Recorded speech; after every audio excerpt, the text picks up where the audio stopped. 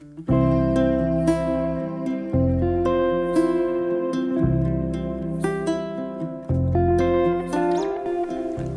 ုံးပဲမင်္ဂလာပါ UV animation ကနေပြီးတော့ပြန်လည်ကြိုဆိုလိုက်ပါတယ်ဒီနေ့ဗီဒီယိုမှာတော့ကျွန်တော်တို့ရဲ့ focus ဟာအလဲကောင်ကရှေးဟောင်းခေါင်းလောင်းတစ်လုံးဖြစ်ပါတယ်အဲ့ဒါကိုကျွန်တော်တို့က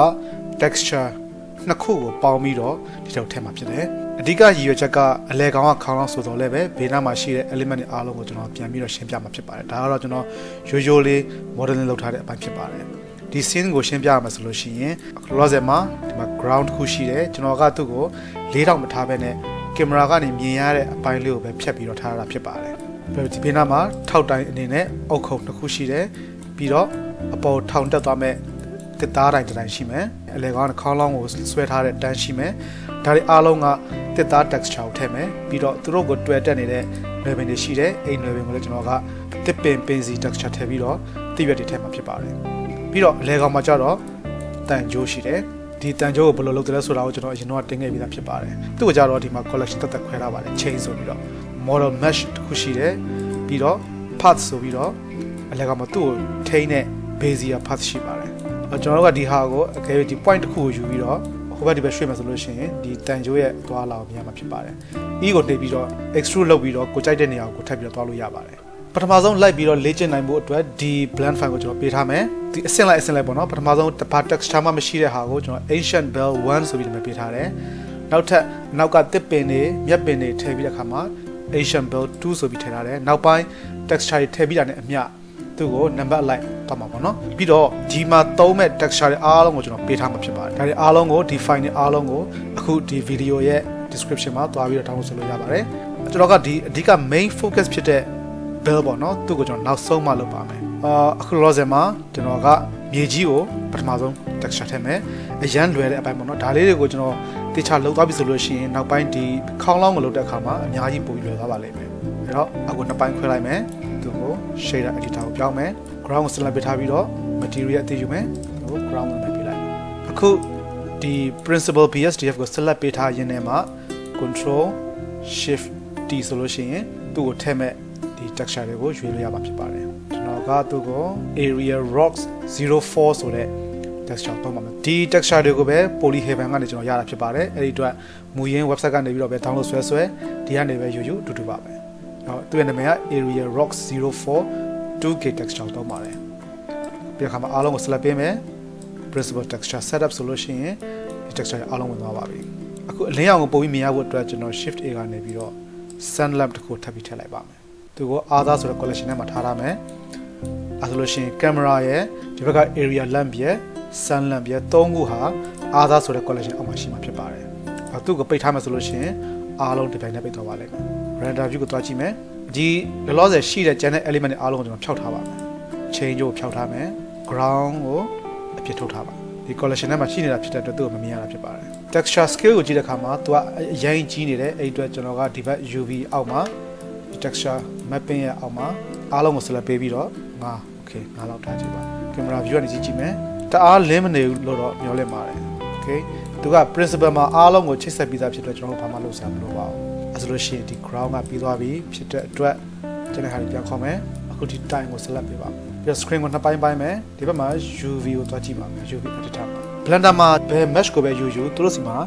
UV map ကပါပြီးသားဖြစ်ပါတယ်အဲ့ဒါကိုကျွန်တော်သုံးလို့ရမလားမရမလားဆိုတာကိုကျွန်တော်ပြန်ကြည့်မှာဖြစ်ပါတယ်ကြည့်ရတဲ့လောက်ကတော့သူပေးထားတဲ့ UV map ဟာကျွန်တော်တို့အဆင်ပြေပါတယ်အဲ့ဒီအတွက် drive မထားမယ်ခုနကလိုပဲဒီ shader editor ရဲ့အောက်မှာ texture အသစ်ယူမယ်သူကို fill လာလို့နာမည်ပေးမယ် control shift T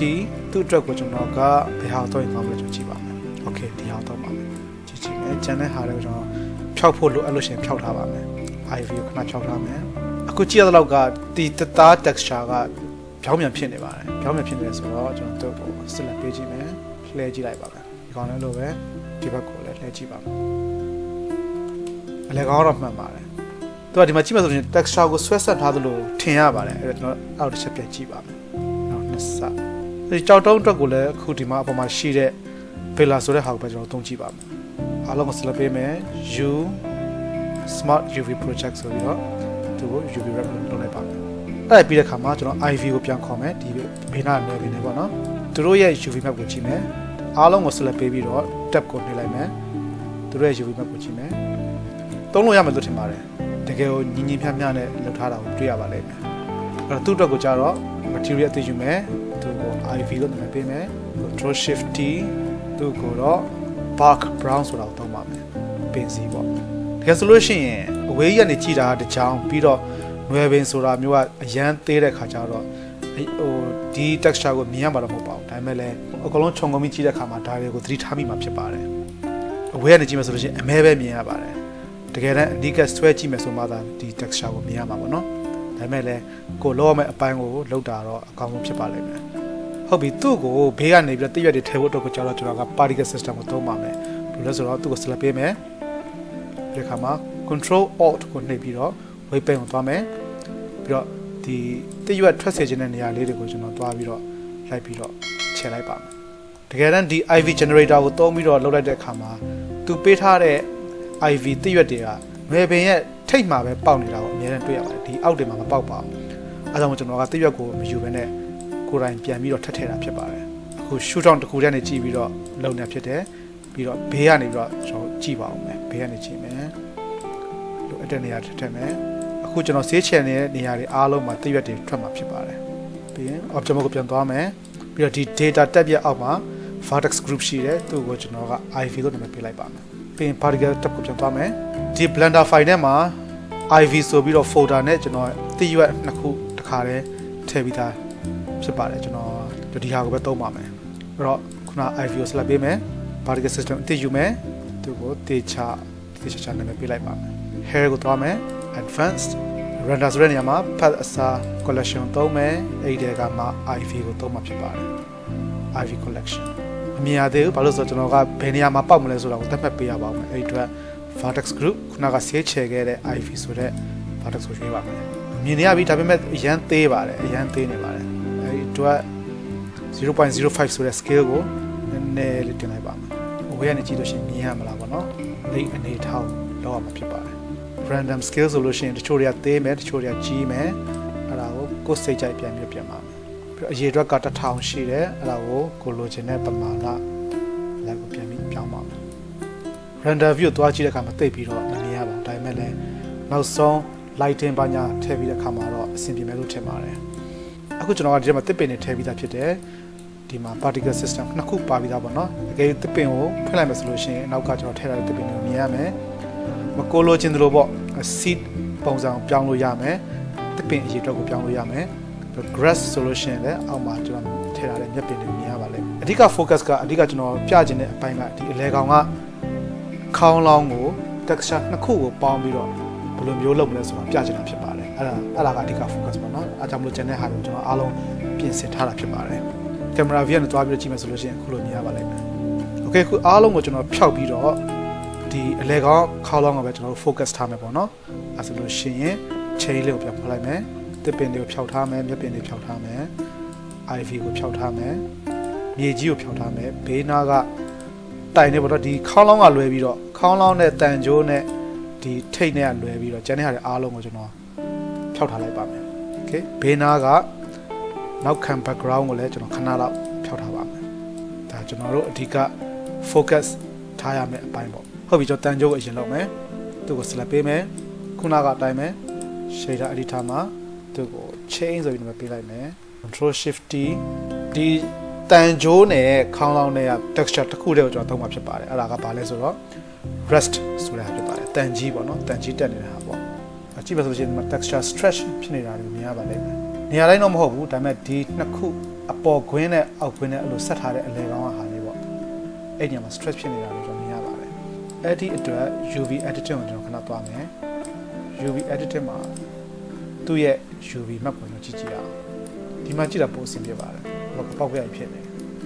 ေအခုအားလုံးကို select ပေးပြီးတော့ U smart UV project solution ပို့ပြီးအဆင်ပြေပါလိမ့်မယ်သူမူရင်းပေးထားတဲ့ဒီ UV ကနည်းနည်း stretch ဟိုဆွဲဆန့်ထားလို့ဖြစ်နေပါတယ်ဒါဆိုရင်အဆင်ပြေလို့ထင်ပါတယ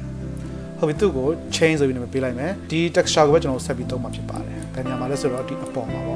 ပေါ့မလုပ်ခင်မှာခုနကလိုမျိုး texture stretch ဖြစ်တာမျိုးကိုရှောင်ဖယ်ဖို့အတွက်ဒီဟာကိုကျွန်တော်ပြန်ပြီးတော့ UV map ကိုတေချာလုပ်ပါမယ်အဲ့ဒီမှာကိုသွားမယ်ဒီအလဲကောင် line ကို select ပေးမယ် control E mark scene အဲ့တော့ UV map လုပ်တဲ့အခါမှာဒီနေရာလေးတွေကပြတ်ပြီးတော့ 3D mesh ကို 2D ဖြစ်အောင်ဆွဲဖြတ်လိုက်မှာဖြစ်ပါတယ်အထက်ဘက်ကို select ပေးမယ် Control E Mark C ဒီအောက်က mesh ကိုလည်းလုပ်ပဲ double click Control E Mark C ပြီးတော့ဒီ line တွေအားလုံးကို select ပေးမယ် Control E Mark C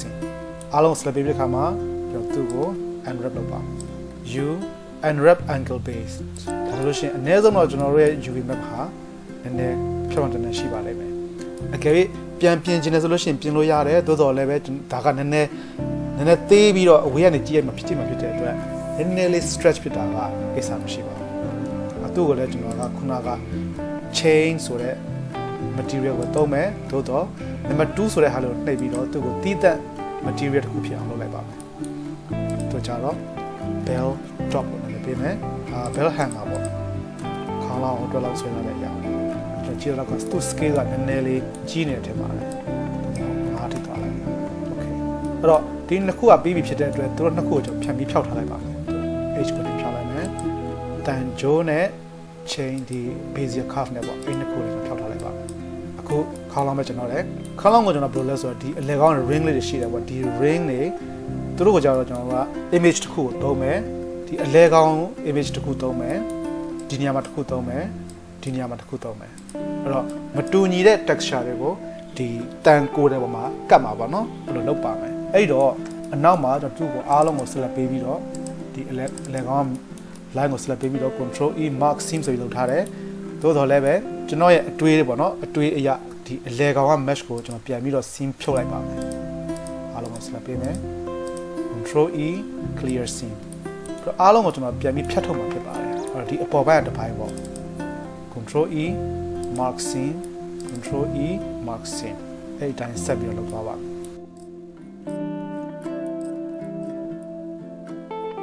အဲ့ဆိုလို့ရှိရင်အခု material ထည့်ဖို့တော့ကိုပြန်ပြီးကြည့်ပါမယ်ပြီးတော့ဒီအလဲကောင်မှာကြတော့ကျွန်တော်ကဒီတန် texture ပေါ်မှာ image နှစ်ခုကိုခွဲပြီးတော့ကတ်မှာဖြစ်ပါတယ်အဲ့ဒီတော့ကျွန်တော်ကအပိုင်းနှစ်ပိုင်းပြန်ပြီးခွဲထုတ်ပါမယ်အဲ့ဒါအကြောင်းဒီမှာပိုင်းလေးကိုယူမယ်ပြီးတော့ဒီပိုင်းလေးပိုင်းလေးယူပါ control E mark C ဒီနေရာတွေအားလုံးဟာပြန်ပြီးတော့ဒီမှာပြန်ပြီးတက်ထုတ်မှာဖြစ်ပါတယ်ဟုတ်ပြီအားလုံးကို select ပေးမယ် U unwrap angle base အဲ့ဒီတော့ကျွန်တော်တစ်ခုချင်းစီကိုပြန်ပြီးပြင်ပါမယ်ဘယ်လိုပြင်လဲဆိုတော့ကြည့်အောင်ဟုတ်ပြီအဲ့ဒီတော့သူ့ကို select ပေးမယ်ဟုတ်ပြီအဲ့တော့ seam ခဏတာဖြစ်တဲ့အတွက်ဒီနေရာကို select ပေးပြီးတော့ control L ဆိုလို့ရှိရင်သူနဲ့ပတ်သက်တဲ့ line နဲ့ကိုပဲဒီမှာ select ပေးမှာဖြစ်ပါတယ်။ဒါလို့ဆိုမှကျွန်တော်ဒီဟာကိုဒီလိုမျိုးမလုပ်ချင်ပါဘူး။ texture က4000ဖြစ်တဲ့အတွက်သူ့ကို4000အကွက်ဖြစ်အောင်လုပ်ပါမယ်။ဘယ်လိုလုပ်မလဲဆိုတော့ကြည့်ရအောင်။အခုကြည့်မယ်ဆိုလို့ရှိရင်သူကအရန်ကိုဆွဲတချို့နေရာတွေမှာအရန်ဆွဲဆန့်ထားလို့ဖြစ်တယ်။တချို့နေရာတွေမှာကျွန်တော်အရန်ဆွဲချုံထားလို့ဖြစ်ပါတယ်။အဲ့ဒီအတွက် UV wrap လုပ်တဲ့အခါမှာတတိယ option unwrap minimal stretch ဆိုတာကိုကျွန်တော်ရေးလိုက်ပါမယ်။ဆိုလို့ရှိရင် stretch အနည်းဆုံးနဲ့သူက UV ကိုလုပ်ပေးမှာဖြစ်ပါတယ်ဒါပေမဲ့ဒါကိုထပ်ပြီးပြင်အောင်မယ်ဘယ်လိုပြင်မလဲဆိုတော့4000အကွက်ဖြစ်အောင်လုပ်မှာဖြစ်ပါတယ်အဲ့တော့ဒီ line ကို double click ဆက်ပေးမယ် S X ဆိုပြီးတော့ X ဝင်ရောမှာသူကို scale လုပ်မယ်0ဆိုပြီးထည့်လိုက်ပါမယ်အဲ့ဆိုရင်သူကလုံးဝတစ်ဖြောင်းနေဖြစ်သွားပါတယ်ကျန်တဲ့ line တွေကိုလည်းအဲ့လိုဆက်ပြီးလုပ်မယ်ကျွန်တော်ခုနက scale X 0လုပ်ပြီးသားဖြစ်တဲ့အတွက်အဲ့ဒီ function ကိုပြန်ပြီး repeat လုပ်ဖို့အတွက်ကို shift R နဲ့သွားပါတယ် double click shift R double click shift Rပြီးတော့ဒီလို select ပေးမယ် S Y 0 enter အဲ့ဒီတိုင်းပဲ double click shift R double click shift R shift R ကကိုနောက်ဆုံးလုပ်ခဲ့တဲ့ function ကိုပြန်ပြီးတော့ repeat ထပ်လုပ်တာဖြစ်ပါတယ်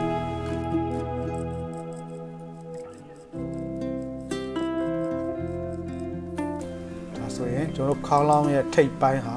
လောက4000ဖြစ်သွားပါတယ်။နောက်တစ်ပိုင်းဆက်သွားမယ်။လို့လည်းလို့ပဲ SX0 enter shift R shift R shift R ကျန်တဲ့အပိုင်းတွေတော့အများကြီးနှုတ်တော့ပါဘူး။သူကအဝေးကနေနည်းနည်းလေးလှမ်းဝေးတာဖြစ်တဲ့အတွက်သူချိန်မထားပါဘူး။ဒီကျန်တဲ့ ring တွေအားလုံးကိုကျွန်တော်အဲ့ဒီနီလာတိုင်းပဲထပ်ပြီးဆက်ပြီးတော့လုပ်သွားမှာဖြစ်ပါတယ်။အခု UV unwrapping အားလုံးပြီးသွားတဲ့အခါမှာကျွန်တော်သူ့ကိုစပြီးတော့ material ထည့်ပါမယ်။အဲ့တော့ခုနကလိုပဲသူ့ကို chain ဆိုတဲ့ material ကိုပဲသုံးမယ်ဒီနောက်2ကိုနှိပ်လိုက်မယ်သူ့ကိုတော့ကျွန်တော်က iron bell ဆိုပြီးမှပြလိုက်ပါမယ်သူ့ကိုအဓိက base ထားပြီးတော့သုံးပါပါเนาะအဲ့တော့ render view ကြည့်ကြည့်ရအောင် အဲ့ဒီနေရာလေးမှာပောက်ကွက်40ဖြစ်နေတာတော့မြင်ရပါလိမ့်မယ်ဘာလို့ဆိုတော့အလဲကောင်က material ကိုကျွန်တော်က2မျိုးလောက်ထားတာဖြစ်ပါတယ်ဒီဟာလေးကိုနည်းနည်းလေးသိလိုက်ပါဒါ UV map ရဲ့အရွယ်အစားမတူတဲ့အတွက်တစ်မျိုးဖြစ်နေတာဖြစ်ပါတယ် okay ပြီးတဲ့အခါမှာအဆင်ပြေသွားပါလိမ့်မယ် loss မှာတော့ကျွန်တော်ကသူ့ကို refine ပြန်လုပ်မယ် okay ပြီးတော့သူ့ကိုကျွန်တော်က displacement ကိုမလိုပါဘူးအဲ့ဒါသူ့ကိုဖြုတ်မယ် displacement ကိုဖြုတ်မယ်တကယ်ဆို normal ရလဲတကယ်ကြောက်မလို့ပါဘာလို့လဲဆိုတော့အပေါ်ကနေထပ်ပြီးတော့ image တစ်ခုကိုထပ်ပြီးတော့ထည့်ပြီးတော့သူ့ရဲ့ normal ကိုပဲသုံးမှာဖြစ်တဲ့အတွက်ဒီ normal ကျွန်တော်မလို့ပါဘူးကျွန်တော်မှအခုကျန်တာက roughness ရယ် color map ရယ်ဒါပဲကျန်ပါတယ်ဒါကျွန်တော်တို့ရဲ့ base ပေါ့နော် base ပေါ့ဟုတ်ပြီအဲ့တော့တစ်ခုချင်းစီကျွန်တော်ကပြန်ပြီးတော့လုပ်မှာဖြစ်ပါတယ် material တစ်ခုသွားမယ် iron bell ပေါ့အဲ့ဒီမှာကိုသွားမယ်အပေါ်တစ်ပိုင်းကို select ပေးမယ်သူ့ကိုကျွန်တော်ကတက်ခွဲထုတ်မှာဖြစ်ပါတယ် material ကိုပေါ့နော်ဒီ texture ကိုခွဲထုတ်ပါမယ်အဲ့အတွက်ဒီဘက်က plus sign ကိုနှိပ်မယ် iron bell ဆိုတဲ့ဟာကိုပဲကျွန်တော်ပြန်ရှာပါမယ်ဒါကိုပဲသုံးမယ် assign လုပ်လိုက်မယ်သို့တော့ object ကိုပြန်သွားပြီးတော့ကျွန်တော်ကသူ့ရဲ့ဒီဘက်ဘေးနားက2ဆိုတဲ့ဟာကိုနှိပ်လိုက်ပါမယ်အဲဆိုလို့ရှိရင်ဒီမှာဘာပဲအပြောင်းလဲလုပ်ဒီ base texture ကိုမထိခိုက်တော့ပါဘူးဒီအပေါ်တစ်ပိုင်းမှာပဲသူပေါ်မှာပေါ့နော်အဲ့သူ့ကိုကျွန်တော်က bell top လို့နာမည်ပေးလိုက်မယ်အဲ့ဒီမှာအပြောင်းလဲလုပ်ပါမယ်လောလောဆယ်အပေါ်ကနေထက်တဲ့ texture တွေကိုအတွက်ကျွန်တော်က mid journey ကနေပြီးတော့ထုတ်ထားတဲ့ပုံလေးတွေရှိပါတယ်အပေါ်နေထပ်ဖို့တော့ပေါ့နော်mid journey AI နဲ့ထုတ်ထားတဲ့ပုံလေးတွေရှိတယ်အဲ့ဒီထဲမှာတချို့သုံးမှာဖြစ်ပါတယ်အဲ့တော့ဒီအပေါ်ပိုင်းကိုအတွက်ကိုကျွန်တော်ကဘာသုံးမလဲဆိုတော့ချက်ကြည့်အောင်ဒီအောက်ဆုံးပုံသုံးပါမယ်ဒီပုံလေးပေါ့အဲ့ဒါကိုဒီတော့ဆွဲထည့်လိုက်မယ်သူ့ရဲ့ဒီ UV map ကိုကျွန်တော်ကြည့်အောင်ဒီလိုရှိတယ်ဒါပေမဲ့ကျွန်တော်ကသူ့ကိုအလျားလိုက်ပြန်ပြီးတော့လုပ်မှာဖြစ်တဲ့အတွက် R 90 degree ဆိုပြီးတော့လုပ်လိုက်ပါမယ်ပြီးတော့ဒီကြားထဲမှာအပြည့်ထားလိုက်ပါမယ်အခုဒီရှိပြီးသားတန်ကြီးတက်နေတဲ့ texture ပေါ်ကိုထပ်ဖို့အတွက်ကိုကျွန်တော်က space bar ကနေပြီးတော့ mix color ကိုရှာမယ်သူ့အလဲကောင်မှာထည့်မယ်ပြီးတော့ဒီဘက်က image ကိုနံပါတ် B ထဲကိုထည့်လိုက်ပါမယ်ပြီးတဲ့အခါမှာ mix အစား multiply ကိုသုံးမယ်အခု factor ကို1အထိတင်လိုက်မယ်ဆိုလို့ရှိရင်အောက်ကပုံမြင်ရပါလိမ့်မယ်ဒါပေမဲ့သူ့ကိုပြန်ပြီးတော့ပို့ပြီးမြင်ရဖို့အတွက်သူ့ကိုလည်းမြင်ရမယ်အနောက်က texture ကိုလည်းမူရင်းရှိပြီးသား texture ကိုလည်းမြင်ရအောင်လုပ်မယ်ဆိုလို့ရှိရင် color wrap လိုပါတယ်အဲဒါကျွန်တော်ကဒီဟာကိုသူ့ရဲ့ color information ကိုသုံးချင်တာမဟုတ်ဘဲနဲ့သူ့ရဲ့အဖြူမဲတန်ဖို့ပဲလိုချင်တာဖြစ်ပါတယ်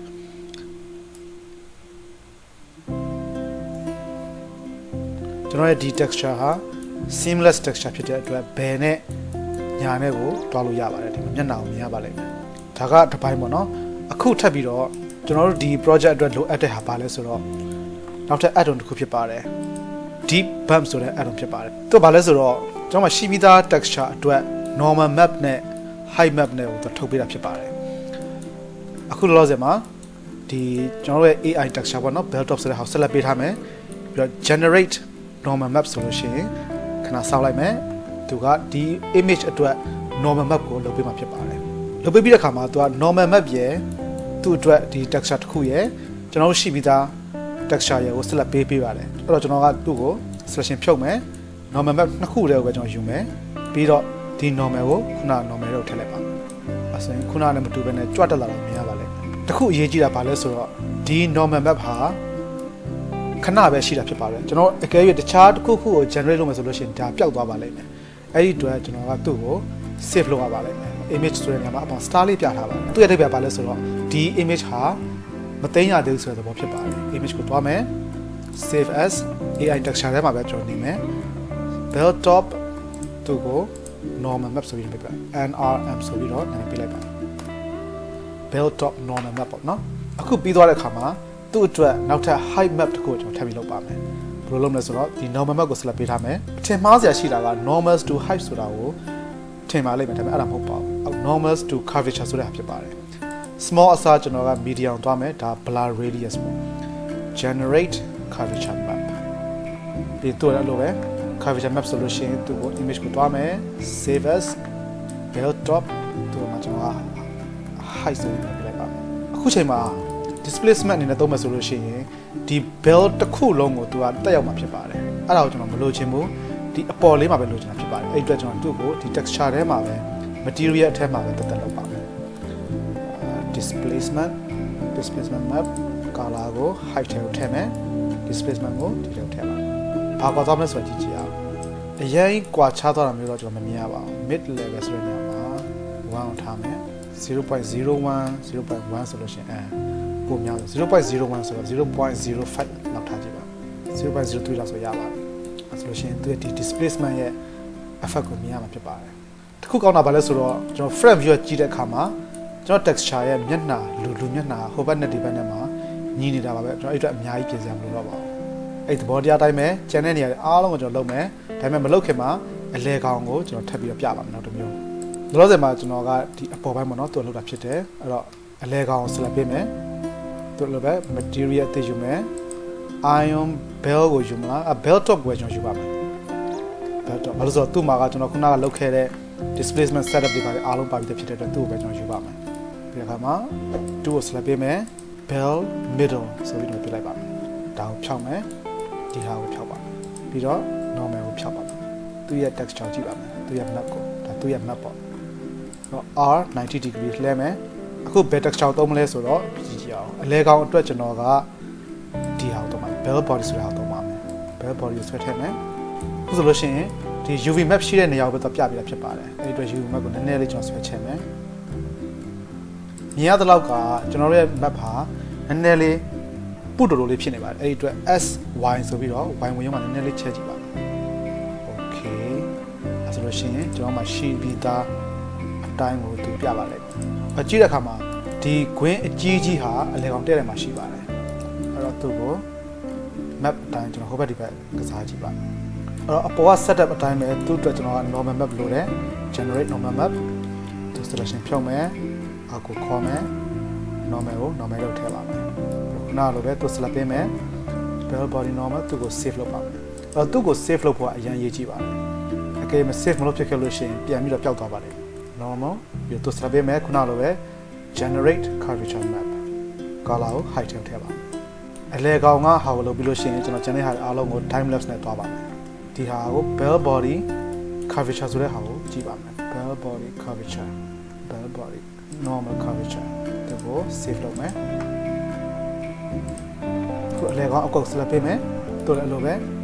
material အသေးယူမယ်ခုနက bell middle ဆိုတဲ့ဟာကိုယူမယ် assign လုပ်မယ်ပြီးတော့2ဆိုပြီးနှိပ်လိုက်ပါမယ်သူကြတော့ bell middle front လို့နာမည်ပေးလိုက်ပါမယ်ခုနလိုပဲဒီ high mark ကိုဖြတ်မယ် normal ကိုဖြတ်မယ်သူ့အတွက်သုံးမဲ့ဟာကဘာလဲဆိုတော့ဒီအပိုင်းလေးဖြစ်ပါတယ်။ဘာဆွဲထည့်မယ်။သူ့နာမည်ပါတယ် bell middle ဆိုတာဖြစ်ပါတယ်။ကျွန်တော်စိတ်ချင်းဖြောင်းပြန်ဖြစ်နေတယ်ပါတယ်။အတောင်မှန်ဒီမှာအပေါ်တက်ပြီးတော့ဒီခေါင်းမှာကျတော့အတောင်အောက်ရောက်နေတာအဲ့တော့ကျွန်တော်သူ့ကိုလှည့်လိုက်ပါ။အဲ့တော့ခုနတိုင်းပဲဒီဘက်မှာကျတော့ normal ရှိတယ်သူ့မှာကျတော့မရှိပါဘူး။အဲ့အတွက်ကျွန်တော်သူ့ကိုခုနလိုပဲ normal map တွေလုပ်မယ်။curvature map လုပ်မယ်။အဲ့ဒီအတိုင်းပဲဒီအောက်ပိုင်းပေါ့နော်ဒီအလဲကောင်း ring ကိုကျတော့ဒီမှာပေးထားတဲ့ပန်းပုံစံပေါ့ဒီဟာလေးကိုကျွန်တော်သုံးပါမယ်အဲ့ပြီးလို့ရှိရင်တော့ပြီးပါပြီကျွန်တော်ကျန်တဲ့အပိုင်းတွေအားလုံးကို time lapse အနေနဲ့သွားမယ်ပြီးတဲ့အခါမှာကျွန်တော်နောက်ဆုံး result ကိုဘယ်လိုရလာမလဲဆိုတော့ကျွန်တော်ကြည့်ကြပါမယ်